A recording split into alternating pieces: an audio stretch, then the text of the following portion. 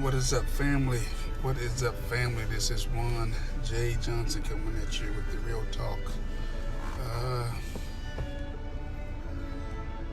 Just want to talk to you. I am driving. I am mobile.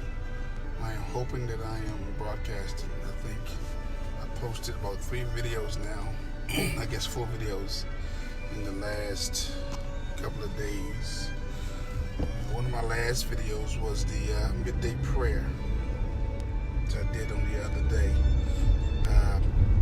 I need everybody to go to Twitter and Instagram, and I need you to go to my YouTube page, which is Real Talk. Type in Real Talk, type in my name in the cursory, and I need you to subscribe to me as a subscriber. The only way I can actually go YouTube Live from my cell phone is I gotta have about 1,000 subscribers.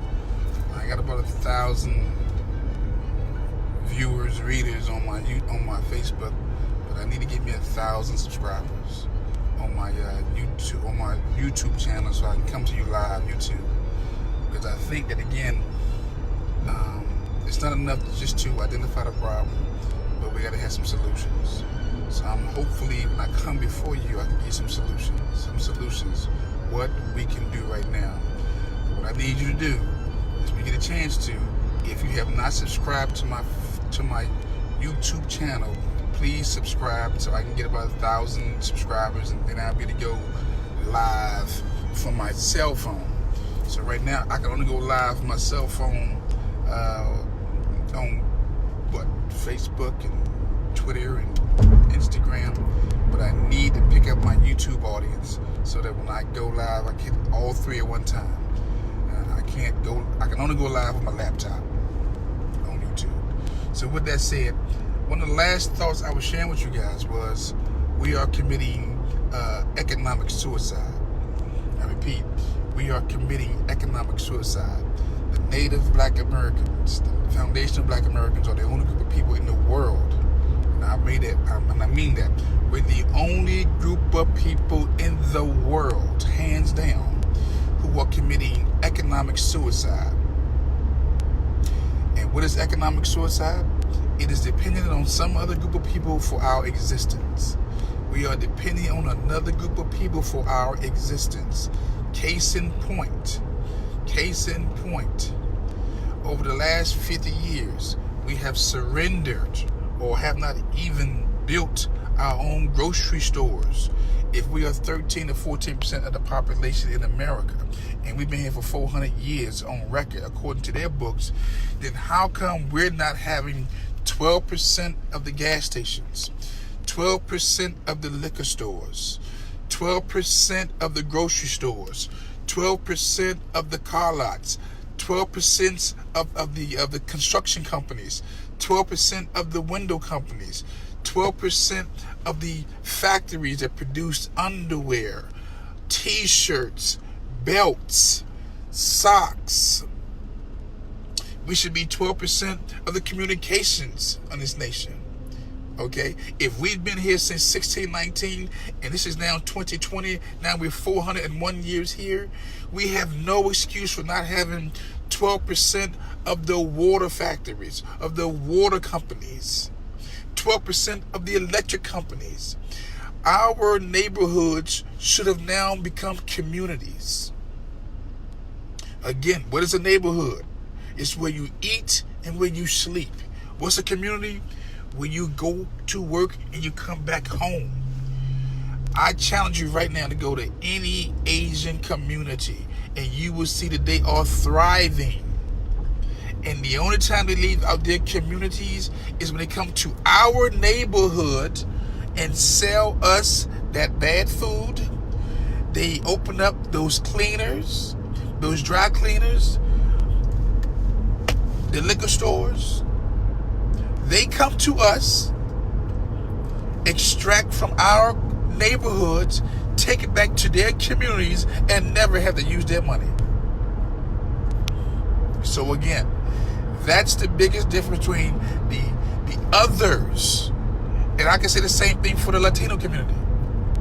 I can say the same thing for Latinos. They come here, they build their grocery stores, their gas stations. They build communities, families where their landscaping. We should have 13% of the landscaping. Whatever you see going on in other communities, we should have 13% in our own communities, in our own neighborhoods. And because we have not, again, we are the only group of people in the world who's committing economic suicide. And that day has got to come to an end right here and right now. We got to stop that thing today. What do I propose? What do I propose? I'm glad you asked. Number one, TRUST. TRUST. We've got to start or to relearn to trust one another. We have to. If our families, if our neighborhoods, which are soon to be communities, are going to survive and thrive, we've got to, number one, start practicing trust. We don't have the luxury, family, to no longer not trust. And if you're only concerned about your family, your husband, your wives, your boyfriends, and your children, and nobody else, you're not going to survive this. You're not going to survive this. But let me say this right now. Again, I just left for a grocery store, and they packed. They got water. They have toiletries. They have that. Go by the Giant. The Giant should be stocked. They limiting 2 per person on your tissue and 2 on your water. They got some stuff. But it's not enough just to have enough for myself. We got to start thinking. We got to look at the bigger picture, family. And the bigger picture is this. We have to have supply lines. Let me say this again. We need to have supply lines. What's a supply line? That means, here it is. We don't have distribution centers like the Asians, like the Arabs, like white America, where they have distribution centers. We've been so codependent on everybody else for our survival that we've just been sitting back here just chilling and not been thinking about creating businesses for our children's children. And again, we've left a legacy. We've left our children a legacy of codependency. And we've got to change that picture. So what am I saying about supply lines? I'm glad you asked. A supply line is this. Find out what you have and what you can spare. And find somebody who you trust. Somebody who you trust, who you can trust to hold some of your product in a place stored off the grid that we have access to. I'm going to say this again. We have got to build supply lines equal to those of an underground railroad. Off the grid, so we'll have our tissues, toiletries, ammunition, gas, the things that we need for our survival off the grid. Because let me tell you something right now. Let me tell you something. Things are not going to get better. But if we put things in place right now, supply lines, finding that one person or that 2 people that you know you can trust to hold on to the products, to make sure that when this purge take place, when this chaos pop off, we would have had put an underground railroad system in place where we can go off the grid and be able to assist one another. And I mean that, because trust me, everybody else is putting things together for their kind, for their people, and we are no exception. We are no exception. You cannot buy enough food, you cannot buy enough supplies, and you have to find somebody that you can trust to help distribute the products that we need to one another. I want you to think about that. Think about that. I was reading story of Joseph today. I think Genesis 41. And how his brothers were so jealous of him that they sold him into slavery, left him for dead. And that same Joseph wasn't bitter. He went to Potiphar's house, and everything Potiphar touched, he was blessed. But Potiphar's wife wanted a part of Joseph, and Joseph said, man, I can't do this. I can't do this. You know, your husband has entrusted me with everything. I can't. So she lied on him. You know, he tried to get away from her, left his little garment inside the room, and what happened? When her husband get home and said, she tells him, he tried to come into me. Right?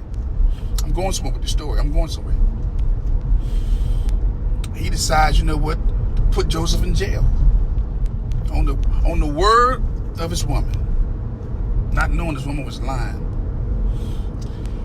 Your boy spent some time in jail, and when he got to jail, guess what happened? The warden of the jail saw that he was so blessed. He said, you know what, I'm gonna make you the steward over the jail. You handle all the needs. Okay? Sometime he been in jail. He was in the jail, and next you know the story, it goes into the baker and the butler. Two of the Pharaoh's servants had been put to jail. For what? Because somebody tried to kill the king. Somebody tried to kill. It was the baker or the butler who tried to kill the Pharaoh. Right? So what happened? On the same night, the butler and the baker had a dream. 2 dreams. And they didn't know the interpretation. So guess who they went to? Joseph. Joseph told both of them, look here. More so the butler. I'm going to tell you your dream. This is what happened. You're going to be restored back to your place, and you're going to be serving the king. He told the baker, in 3 days, you're going to cut your head off. You're going to cut your head off. And it came to pass. The butler was restored back in 3 days, back to his rightful place. And in 3 days, the baker had lost his head. But guess what?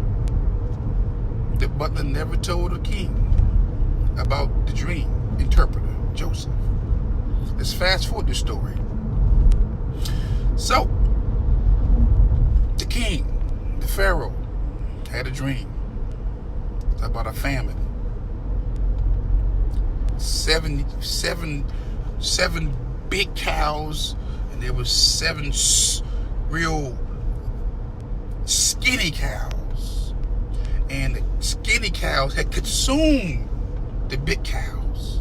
Just consumed them. But in the dream it says that the cows never gained weight. The ones who ate the big ones, they still remained small. He had another dream about corn. How he had one ear corn with 7 stalks on one ear. Then there was another stalk of corn that was planted beside the fat stalks, and it consumed them. Long story short, it talked about the 7 years of plenty and the 7 years of famine that would take place. And the king couldn't find nobody to interpret the dream, but the butler reminded the king, the person who interpreted my dream, he's in the jail. Long story short, the king summoned Joseph. Matter of fact, told him, put on his best clothes, shave him up. And they did an audience with him. Gave him an audience. And then he gave Joseph the keys, the mantle to the kingdom. He said, you are outside of me, there will be nobody stronger than you. Nobody with more power than you, Joseph, outside of myself. And I'm going to give you the responsibility to run this thing, to make sure that not just Egypt is taken care of, but the parts thereof.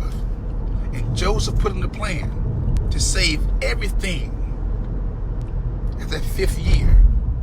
That 7 years of plenty, he saved everything. So when that famine came, everybody in Egypt was taken care of and far away.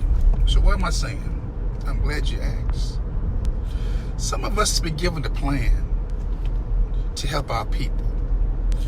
But because we have so many trust issues among us, we don't trust nobody because we've developed this, I don't trust, I gotta get mine and nobody else's. And so it's hard for people to believe in people, believe in folks who could have a plan to save us during this whole situation, because we need to be saved.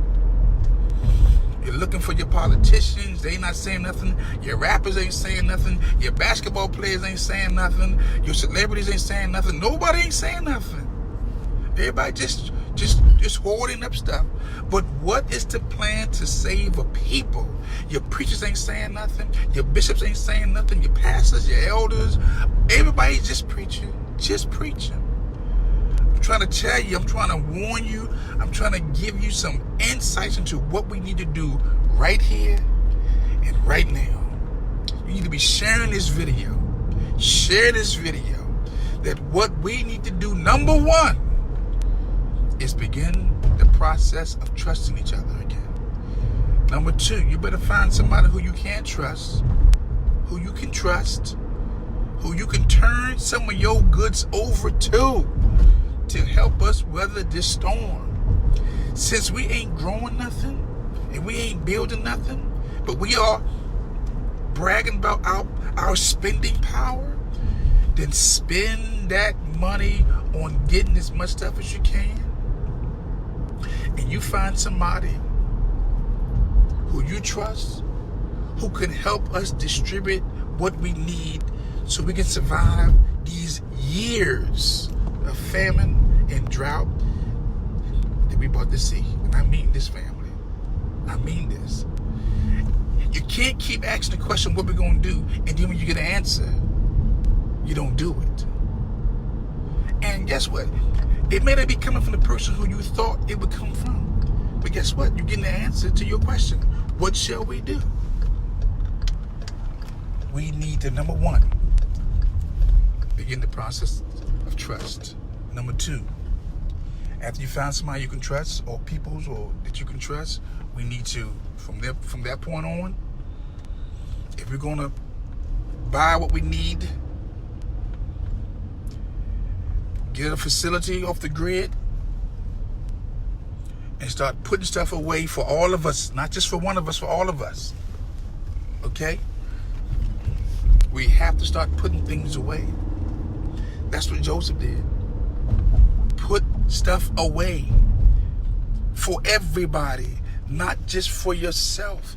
If you're in a situation right now, if you're in an occupation where you have access to the Lysols, to the disinfectants, to the paper towels, to the tissues, you need to start putting stuff away. Or you need to contact me. Because we have to start thinking about the survival of all of us. Not just some of us, not just our church family. This is bigger than your church family. Watch this. When Joseph was given the keys to the kingdom, when he was given the staff to rule, to make sure everybody was taken care of, not just your cut buddy, not just the folks who you praise and worship with. No, everybody. And remind you now, Jacob was outside of Egypt. I'll say this again. Jacob was outside of Egypt. He wasn't in Pharaoh. He wasn't in Egypt. He was outside. The 12 tribes were on the outside of Egypt. Okay? When I say 12 tribes, I'm thinking about the churches. I'm thinking the Methodists, the Protestants, the Catholics. All these are just tribes. They're just tribes. You know, fighting each other for the crumbs when they should be working together. But God raised up somebody who can see beyond the tribes and see this is about the survival of a. So yes, find the energy to start trusting one another again. put aside your differences. And for those who have access to supplies, start to store and saving up, and find somebody who you can trust, who can help you to distribute what needs to be distributed to our people. It's just that serious, family. I don't know no other way to tell you this, that we have to start thinking about the survival of our people. We're not going back to the America that it was Corona. Okay? And look here. I could keep this stuff to myself. And think about just me and my folks and my family and nobody else. But I ain't built like that. I can't be talking about some self-reliance, black self-reliance, black self-confidence, black group economics, and just be selfish. We don't have the life of selfish. We don't. What's at stake is our children dying. It's the elders. Do you hear what I'm saying, family? The children are looking to us. Let me tell you something. You do not want to be in a situation where your son or your daughter looking at you, asking for bread, asking for food, and you don't have it. And you can't help them. We're almost there where we can't help our own. Yes, some of y'all refrigerators are loaded to capacity, and your freezers. But how long that's going to last? Can that last 7 years? Can that last 5 years? Can it last 4 years? And are you willing to share with your brother and your sister? Watch this. Watch this. There's a scripture in Acts that talks about the people bought everything and laid it at the apostles' feet. And the apostles distributed to each one where there was no lack among them. Do you hear what I'm saying? You better find somebody. You better be able to identify somebody who you trust to make sure we get through this famine, to make sure we get through this season of unpredictable.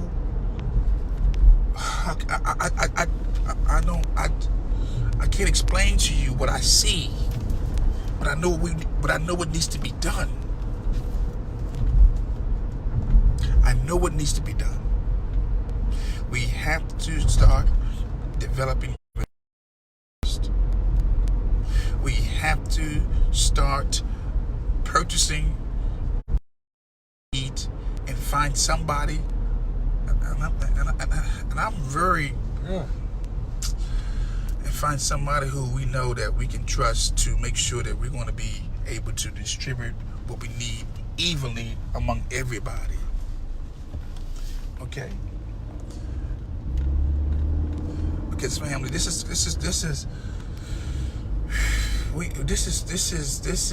I cannot begin to tell you how we have to start to think different. We have to begin to think survival of the fittest. We have to start thinking about the survival of our brothers and our sisters and our mothers and everybody, and those who have lived long lives and you have everything going on good. But what about our children? What about our elders? This corona is taking out our elders and our children, and we can't be out here just hoping that things go back to how it was. Well, I don't really want things to go back to how it was, because we weren't on the same page. So glad to have. Okay? So family, please, if you're in the military, if you're retired military, and you understand warfare strategies, and you understand supply lines, and you understand what it takes to basically keep the people fed and clothed and housed, you need to give me a call. We need to work on this. We have to work on this, family. We cannot rely on the politicians and our civil rights leaders, and I would say even the preachers have answers. If they did, if they had some answers, you would be hearing them on Sunday, and you're not hearing them. I ain't heard from a civil rights leader yet. I ain't heard from a preacher yet about what we need to do right now. Nothing. Nothing. Have you? Okay? So please, I need you to come out your comfort zones and begin the process right now of trust. Trust. And talking to your neighbors, and talking to your family, and talking to your friends, and finding out what they have and what they don't have. And we need to start meeting the needs of the community, of our families. We don't have the luxury right now to just be waiting for some $1,200 check or some bailout. We don't have that luxury. Because if it don't get better, then what you gonna do? What's next? We don't have no grocery stores. Please, family, take this serious. Take this serious. I believe if I sit down with enough brothers and sisters, we can come together. If we have to do a Zoom, if we have to do a conference call, sit down and find out how do we centralize locations, not just in one state, a city, nation. We're gonna look here. If you've ever watched that movie, The Walking Dead, you'll see that beyond the zombies coming at them, it was about survival. It was about survival, family. It was about finding what you can and being able to distribute it among the people who were there without the zombies. We're there without zombies eating you. We need to make sure that everybody has something. The least of these have something. The children who can't work, the children who can't talk, and our elderly who did their part. We have to start thinking beyond ourselves. And I mean that, family. I mean that. So again, trust. Supply lines. Storages. So that when things get tight, when things get heavy, that we'll be able to weather whatever comes our way. So look at, watch this. I just pulled up at the Jumbo. I'm going inside the Jumbo. Right there off Brinkley. It's an international supermarket. So you say international, means all nations, all creeds, all colors come there. Because the person who came up with the Jumbo piece realized we need our own. I told you the other day, I was going to go to some of these stores. Right? Told you. Some of these stores, we're going to find out what they got. Because again, like I said, Foundation Black Americans, Native African Americans don't have no stores. We are, again, practicing economic suicide. Okay? I think I'm gonna get me a cart so I won't look so, you know what? I left my gloves in my car. But I'm gonna get me a cart. So watch this. So you won't think I'm lying to you. Where am I at right now? What y'all see? Jumbo? Come on. Yo, Jumbo. Give me a card. Give me a card. Give me a card. There's my card. We're going to see what Jumbo has. see what Jumbo has. See what Jumbo has. Look at that rice. Got rice everywhere.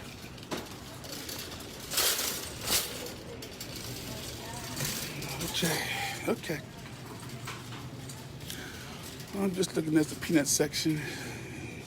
Fruits and the vegetables. The lettuce, carrots. This is what, see, they're not practicing economic suicide like we are. See this? Y'all see this? Do you see this?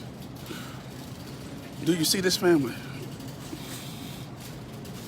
Do you see shortage? Huh?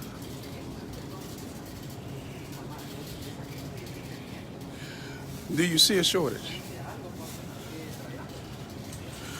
I'm just right now in the, in the fruit section, the vegetable sections.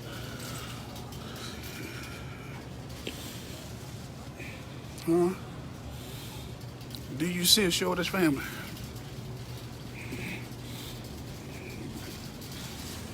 What's that expression they say? I'm just asking for a friend. I'm just asking for a friend. And the seasonings, just taking a stroll. Just taking a stroll, family. Because I want to show you what we failed to do as a community. Okay? Your meats. Look at that. Your meats. Fresh pork tail. Fresh pork, fresh hearts. Oh, watch this.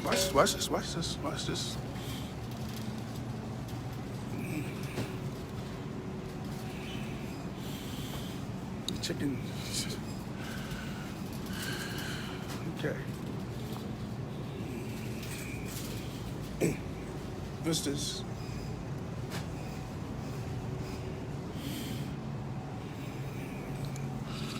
What you see?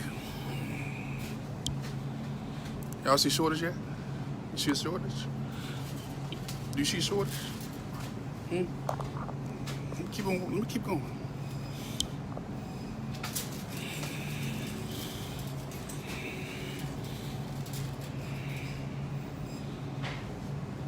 See that, family?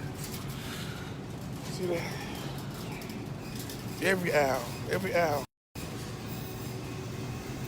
Every aisle, family. Loaded. So watch this.